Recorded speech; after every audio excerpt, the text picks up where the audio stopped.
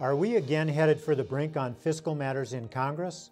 You know, my belief is that we shouldn't be playing games with the debt limit issue as we did last time.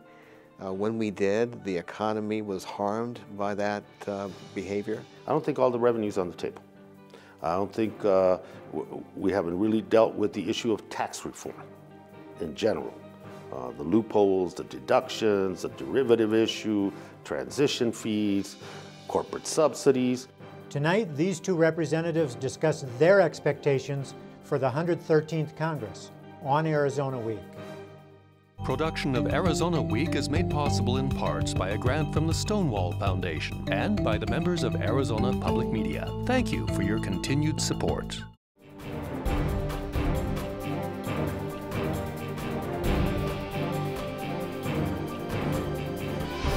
Once again, your moderator, Michael Chiha. Fiscal issues top the national agenda, and close behind are gun control and immigration reform. We spoke with Southern Arizona Congressman Ron Barber and Raul Grijalva about all three. First, federal finance. First of all, let's talk about the debt ceiling. You know, my belief is that we shouldn't be playing games with the debt limit issue as we did last time. When we did, the economy was harmed by that behavior, and we were downgraded, and that's not good for the country. We really need to pay our bills, and the debt limit issue or resolution is a way to make sure we pay our bills. It's not like we're creating new expenditures. It's paying for things that you've already incurred. So I'm hopeful that we can separate it from the other serious issues that we're facing in terms of budget cuts and the issue of continuing resolution and sequestration. The debt ceiling is an obligation, the credit and good faith of the United Nations. You know, it's one thing for Congress to spend the money, and it's another thing to deny paying the money. We can't do that in our own personal lives, and we owe it, that it has to be raised.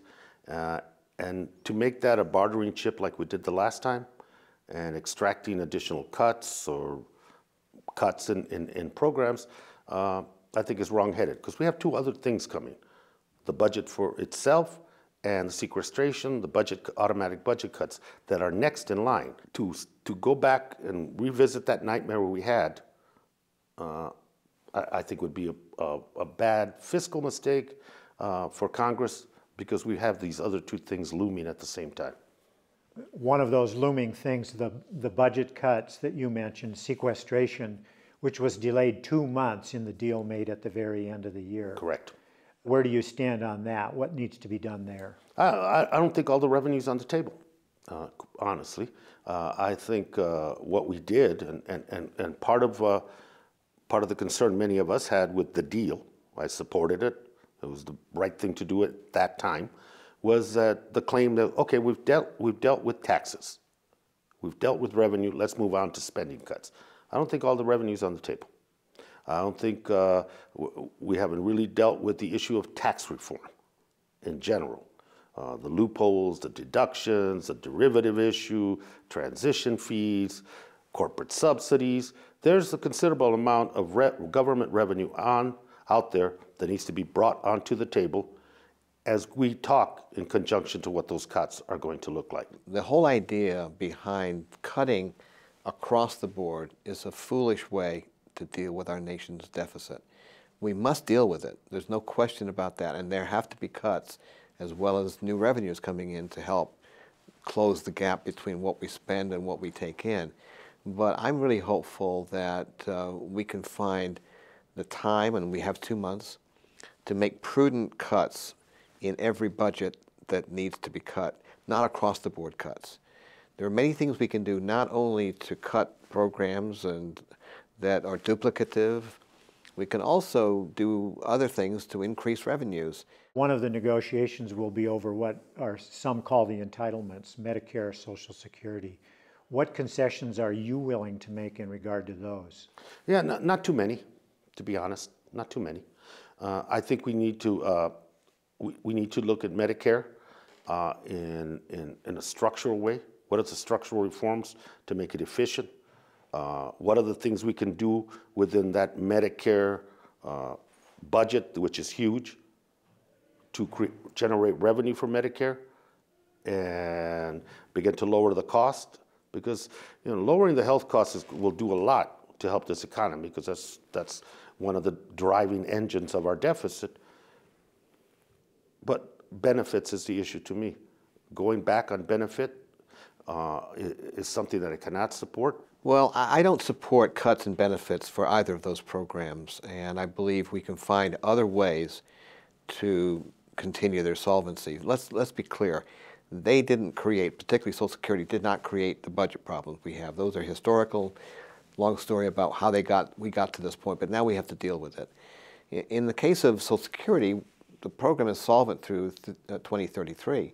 In the case of Medicare, it's solvent through 2024. We have some time, not a lot of time, to get additional revenues into those systems and to reduce costs, particularly like I just said in Medicare, to really increase solvency. You mentioned the defense spending cuts that are part of the sequestration.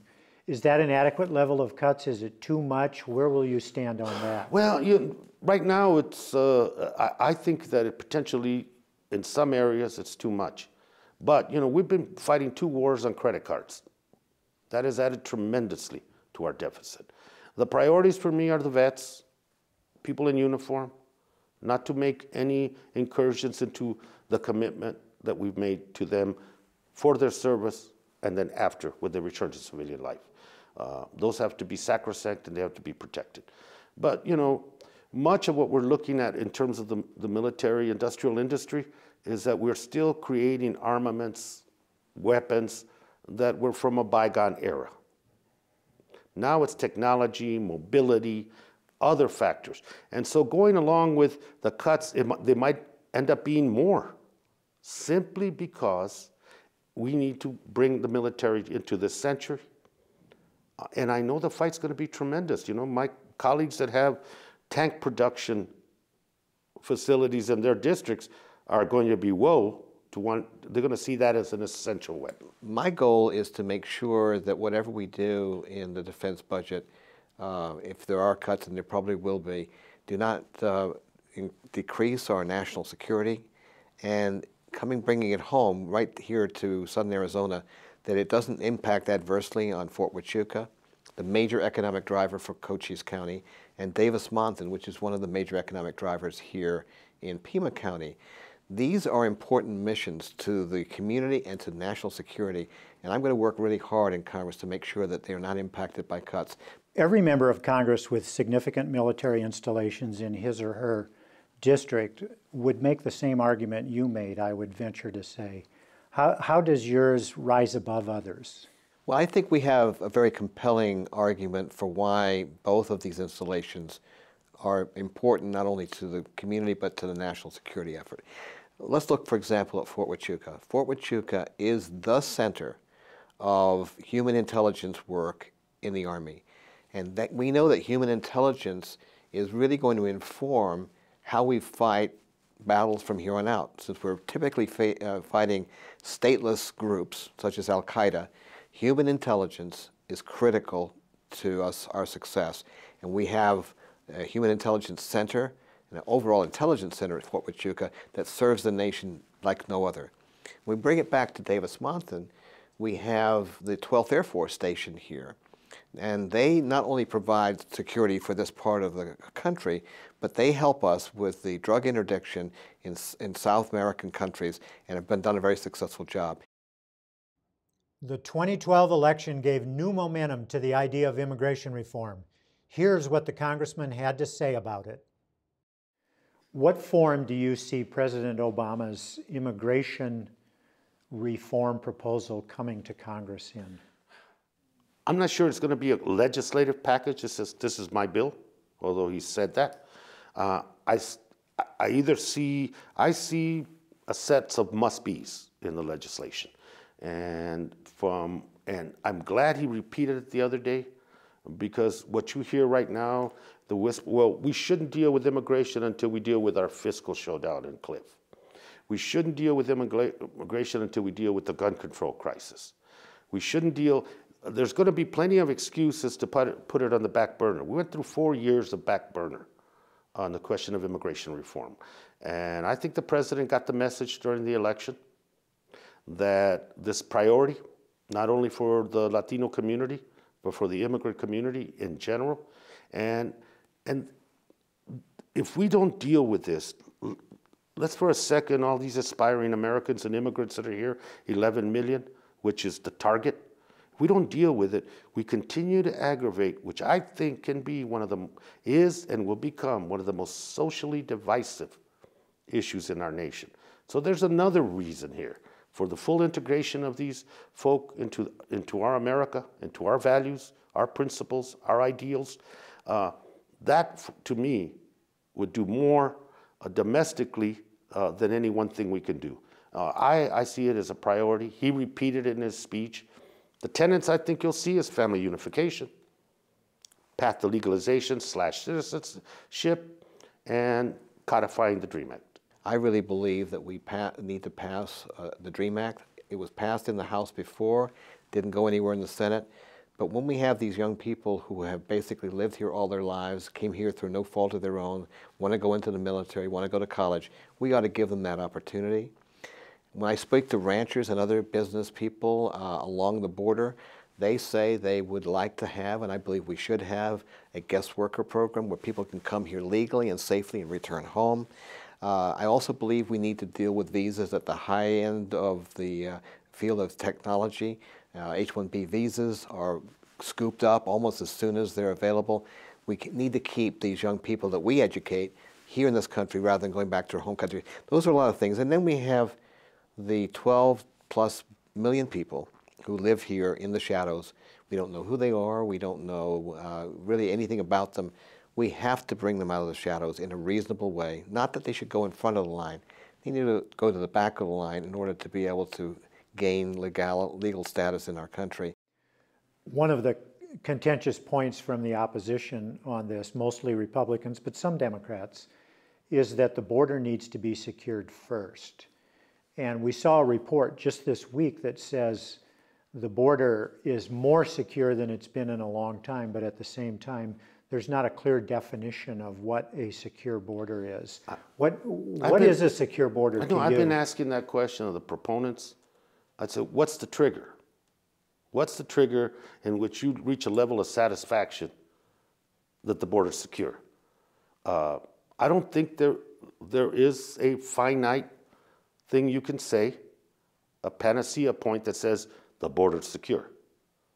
The instability we saw earlier, has been reduced. Record numbers of deportations, record number of detentions, record numbers of a border patrol presence on the border. And as you saw that other study, that we've spent more on the Homeland Security enforcement side than in many other military public safety efforts throughout in this country. So it's not a question of not putting enough money into it. It's a question of when that trigger is. And I believe that a path, an ability to come out of the shadows, identify yourself, and know who you are, and we know who you are, is probably a linchpin that's missing from the whole enforcement security side. I don't think there's ever a pure way to say the border's secure, but I think we reached apex where we can now go on with the rest of the discussion about comprehensive reform. I see it as a delaying tactic more than really wanting to know what that security means, because nobody can define it. I'm still very concerned about security on the border. The people that I represent, particularly those in Cochise County, every single day are threatened in their homes and on their land by the drug cartels.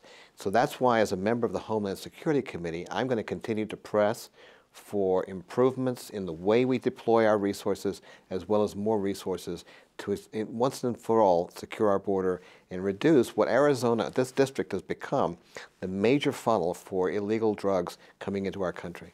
Now, the argument about border security first, reform after, has been made by Republicans, and in fact it has held up.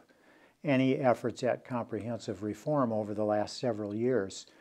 The report that you asked the General Accountability Office to do that was just released this week, in fact, says that there's a struggle over trying to determine what border security actually means. What does it mean? Well, the problem is that the Department of Homeland Security has not yet defined what it means. I think there are two ways to determine this. One of the first ways I look to understand the question of border security and when are we secure, I look to the people who are living on or near the border. I have regular communications with ranchers who feel that they've essentially been abandoned and have been left to fend for themselves. The murder of Rob Krentz, one of their neighbors a couple of years ago, was a really important case in point of why people feel less safe in their homes. We have to deal with that. We can't have any American citizens feeling like they can't go to the clothesline without carrying a gun, or have to take their kids to town with them when they go rather than leave them home. That's unacceptable. So we have to continue to do whatever we can to make those families understand that we are going to stand up for them. And when they tell me that the traffic is reduced to a very low level, then I believe in their minds, and mine too, that the border is more secure. The anniversary of the Tucson shooting tragedy and the Newtown school slaughter have Barber and Grijalva poised for the gun control debate coming soon to Congress. Do we need stricter gun control laws in our country? Well, you know, the whole issue of what guns are available is a very personal issue with me. 2 years ago this week, along with 18 others, I was wounded in the shooting at the Safeway. The young man who shot us had a 30-bullet extended magazine in his gun. In less than 45 seconds, he killed 6 people and wounded 13 others. That kind of firepower, I believe, is too much. And so what I'm in favor of are 3 things as we try to address the mass shootings. First of all, based upon my own experience that day and my background in mental health, we have to do better with mental health services, identification of people with mental illness, and services and intervention before they get to that point. 95% of people with mental illness never commit a violent act, but those who are untreated at the more serious end of the scale can go to violence, and we have to do everything we can to prevent it. Secondly, we have to reduce the availability of these high-capacity magazines that can shoot 30, and in the case of other magazines, 100 bullets within a very short period of time. I think most people would agree that hunters don't need this. Hunters will tell you that. These kinds of weapons, we need to get them out of circulation. And then thirdly, and this is an issue that's not attended to enough, the whole issue of background checks. 40% of the gun sales in this country are done at gun shows, and there's no requirement, in Arizona at least, in other states as well, that you have to do a background check if you have a private sale at a gun show. That's a loophole we have to close, because when we close it, we will identify those people who shouldn't have guns by law, felons and people who are committed a serious danger to self or others. I was there to take the vote against lifting the ban on assault weapons. That was one of my early 2004, second term I was there. And that was a regrettable vote then. And it's time to reinstate it. It's time to put limits of 10 cartridges per magazine. And it is time to close that gun show loophole. When 40% of the guns purchased in America have no background checks, and they're usually purchased in these kinds of situations, you got to close that hole. You got to close that hole. Those are the 3 common sense ones that are out there, and make it mandatory for states to return the data into the federal network so that there is a national issue on people that shouldn't have. And at this point, I think those to me are common sense. There's probably other things that I would want, but to me, those are common sense core things to begin the process of gun safety, reducing violence, and and instituting some controls. The gun lobby would argue, probably correctly, that based on statistics, the assault weapons ban really didn't have an impact on gun violence. What do you say to that? It didn't have an impact on gun violence in the sense that you didn't have people running around with assault weapons committing mayhem. And I think that's one instrument that's off. And like I said, I've said many times, we shouldn't sell a gun in this country without a background check, period. It's a deterrent, and it's also limiting accessibility to people who shouldn't have it. The other issue, though, is the delay tactic on the gun issue. You're already hearing it. We shouldn't talk about guns because this fiscal crisis. We shouldn't talk about guns until we deal with mental health. We shouldn't talk about guns until we talk about school safety. We shouldn't talk about guns till we get Hollywood under control. All those then become excuses not to deal with that. And as I've said to colleagues, both Democrat and Republican, it's same issue, two separate things. Mental health, school safety, it's about resources. You cut $3.4 billion out of mental health services in this country. You've cut so much that we don't have COPS programs or resource officers anymore. Those are resource questions that can be dealt with resource. The other one's regulatory and policy. And that's the one Congress can do if it has the will. What do we as a society need to do to gain a better understanding of what gun violence does to us and thus curb it, if you will? Well, I think it really starts with parents and what they, as long as their kids are in their home and are minors, expose their children to. I'm very proud to say that my daughters have taught their children, my grandchildren, very well about violence and are opposed to it, as we all should be. But they also go a step further.